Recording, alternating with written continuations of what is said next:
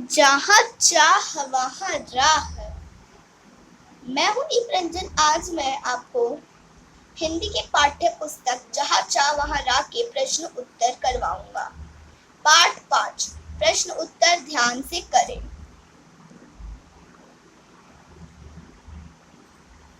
जहाँ चाह वहाँ राह। ईला या ईला जैसी कोई लड़की यदि तुम्हारी कक्षा में दाखिला लेती तो तुम्हारे मन में कौन कौन से प्रश्न उठते?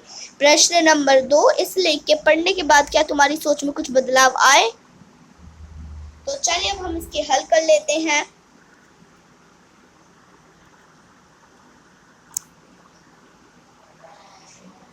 उत्तर नंबर 1, यदि ईला जैसी कोई लड़की हमारे विद्यालय में आए तो उसे निम्नलिखित प्रश्न उठेंगे, जैसे यह कैसे खिलती होगी, ये खाती कैसे होगी, ये रास्ता कैसे पार करती होगी, कपड़े कैसे पहनती होगी, किताबें कैसे पकड़ती होगी।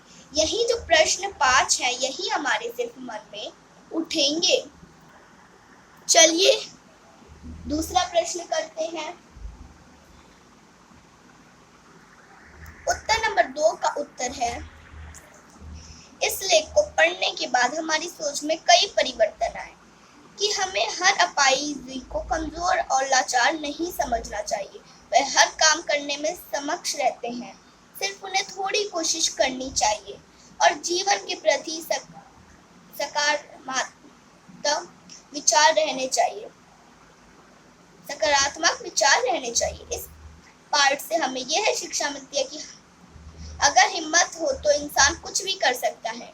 मुश्किलों के समय हिम्मत नहीं हारनी चाहिए। हमें तो भगवान ने संपूर्ण बनाया है, फिर भी हम क्यों हार मान रहे हैं? अगला प्रश्न, यदि ईला तुम्हारे विद्यालय में आए तो उसे किन किन कामों में परेशानी आएगी? यदि ईला हमारे विद्यालय में आएगी तो उसे कुछ कठिनाइयों का सामना करना पड़ सकता है, जैसे जल्दी जल्दी लिखना, दूसरा कोई खेल खेलना, तीसरा अपना सामान उठाना और चौथा है सीढ़ियां चढ़ना। दूसरा प्रश्न, उससे यह परेशानियां ना हो सके इसके लिए अपने विद्यालय में क्या तुम कुछ बदलाव ला सकते हो? जी ला सकते हैं। हमारी कक्षा 4थी मंजिल पर है। यदि ईला हमारी कक्षा में है तो कक्षा के आखिरी मंजिल पर स्थान दर्ज करवाएं। ईला के बैठने के लिए ऊंची कुर्सी के स्थान पर छोटी कुर्सी रखवाएं। अध्यापकों को लिखवाने के स्थान पर मौखिक टेस्ट लेने लिए निवेदन करें। मतलब मौखिक जो टेस्ट होता है वो बोलने वाला टेस्ट होता है, जैसे ओरल टेस्ट। प्रधानाचार्य आग्रह करे कि ईला को प्रार्थना सभा में अध्यापिका के साथ खड़े रहने दिया जाए। मतलब कि अध्यापिका के साथ वो खड़े रहे प्रार्थना सभा में ताकि वह गिरे ना ईला।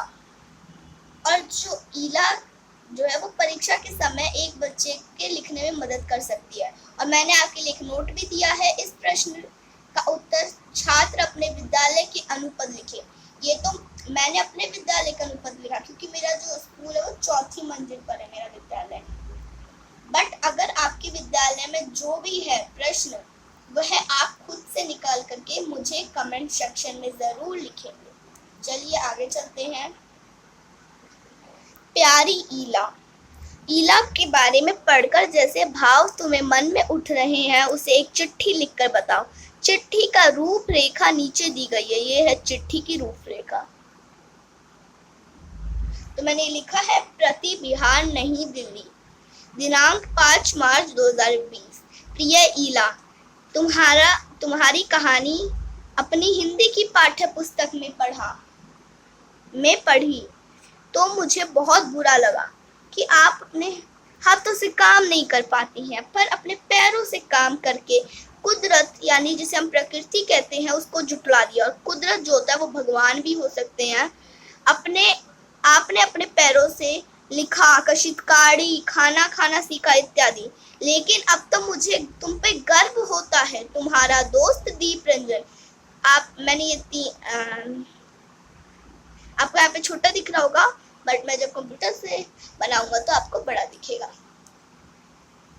बहुत बहुत धन्यवाद बच्चों। हमने बस इसमें इतने ही प्रश्न किए हैं, क्योंकि हमारे जो मेन प्रश्न उत्तर थे वही हमने इसमें किए हैं। आप चाहे तो इन सभी प्रश्नों को अपने कॉपी में लिख सकते हैं। तो चलिए, मैं आशा करता हूँ कि आप लोग सब समझ गए होंगे। तो अब हम चलते हैं।